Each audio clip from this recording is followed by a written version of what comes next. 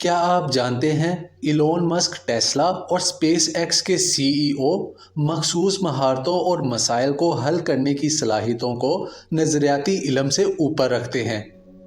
وہ کہتے ہیں کہ کالج بنیادی طور پر تفریح کے لیے ہے اور یہ ثابت کرنے کے لیے کہ آپ اپنے کام کر سکتے ہیں، لیکن یہ ضروری نہیں کہ آپ کو حقیقی دنیا میں کیا کرنا ہے۔ پے پال کے شریک بانی پیٹر تھیل $1,00,000 کی فیلوشپس پیش کر رہے ہیں، جو نوجوانوں کو یونیورسٹیز کو چھوڑنے اور اپنے کاروبار شروع کرنے کی ترغیب دیتے ہیں اور امریکی اعلیٰ تعلیم پر کریٹیوٹی اور آزاد سوچ کو دبانے کا الزام لگاتے ہیں، اور یہ بھی دعویٰ کرتے ہیں کہ حقیقی دنیا کا تجربہ تعلیم سے زیادہ قیمتی ہے۔ اس کے علاوہ ایپل اور ٹیسلا جیسی کمپنیوں کو اب انٹرویو کے لیے کالج کی ڈگری کی ضرورت نہیں ہے۔ زیادہ تر نے امیدواروں کا اندازہ لگانے کے لیے اپنے ٹیسٹ بنائے ہیں۔ کالج اور یونیورسٹی کی تعلیم کی مانگ خاص طور پر اعلیٰ سطح سے کم تکنیکی شعبوں میں پہلے ہی نیچے کی طرف گر رہی ہے، اور اب ہم جان چکے ہیں کہ عالمی سطح کے کلیدی کپتان رسمی ڈگری پروگراموں کے بارے میں کھل کر شکوک و شبہات کا شکار ہیں۔ اب پاکستانی یونیورسٹیز کی طرف آتے ہیں۔ آئیے ان کی ڈگریوں اور گریجویٹس کے حال اور مستقبل کی مالیت کو دیکھتے ہیں۔ ان اداروں میں تحقیق صرف نام کی ہے۔ پچھلے 20 سالوں کے دوران انہوں نے بہت سارے نام نہاد ریسرچ پیپرز اور تھیسس تیار کیے ہیں، لیکن نئے علم، ایجاد، عمل یا پیٹنٹ کا ایک بھی اہم حصہ ایسا نہیں ہے جس نے کمرشلائزیشن حاصل کی ہو۔ مثال کے طور پر انجینئرنگ کو ہی لے لو۔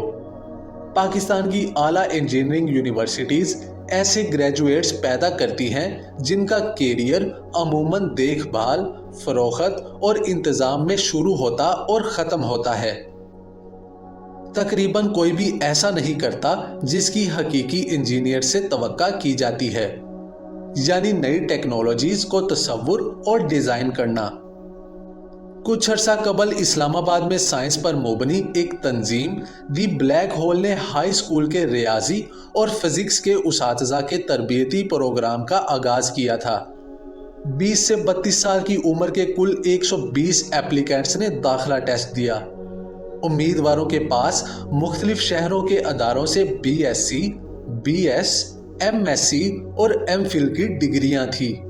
اگرچہ امتحانی سوالات 12ویں جماعت کے اسکول کی سطح یا اس سے کم پر مقرر کیے گئے تھے۔ افسوس کی بات یہ ہے کہ 120 گریجویٹس میں سے صرف 27 نے 50% سے زیادہ سکور کیا۔ اعلیٰ ڈگریاں رکھنے والوں نے کم ڈگری رکھنے والوں سے بہتر پرفارم نہیں کیا۔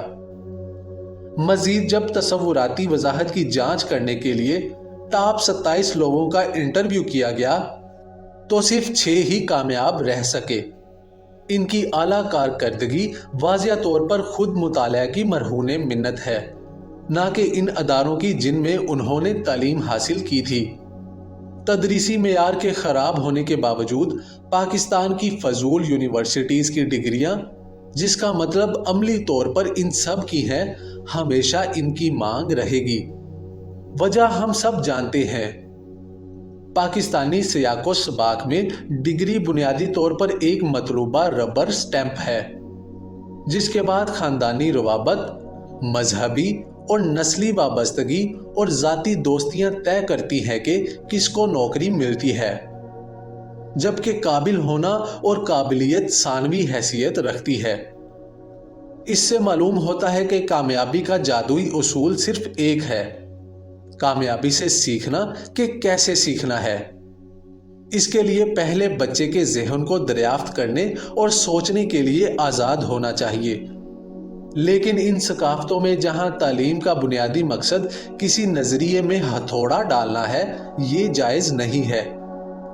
بدقسمتی سے پاکستان کے لیے اس کا واحد قومی نصاب اس بات کی ضمانت دیتا ہے کہ ہمارے نوجوانوں کا مستقبل روشن نہیں بلکہ تیزی سے مدھم ہوتا جائے گا، اور ان کا واحد موقع خود سیکھنے میں ہے۔